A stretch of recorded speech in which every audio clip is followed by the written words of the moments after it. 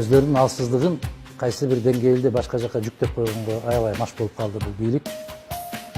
Бир кумалак кум дагы бир томолок таш да өтпөйт. Муну эл билип коюшу керек. Бул провокациянын бийлик өзү жасап атат. Бул кызылдай провокация. Ылжырап бар менен жоктун ортосундагы жүргөн губернаторлору дагы, акимдери дагы келип кучактап мени бетимден өбүп жиберишти. Мен айтып атам, от менен ойнойт. Токтотуш керек. Айбирсиз, арсыз бийликтин жасап аткан иши ушул болду.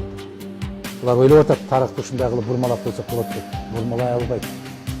Бүгүнкү аксы үчүн күйүп барып, калпагын кийип алып ал жерге өтө катуу капы болуп турганда буту менен, колу менен, тырмагы менен каршы болушкан ошо көрсөтүлдү.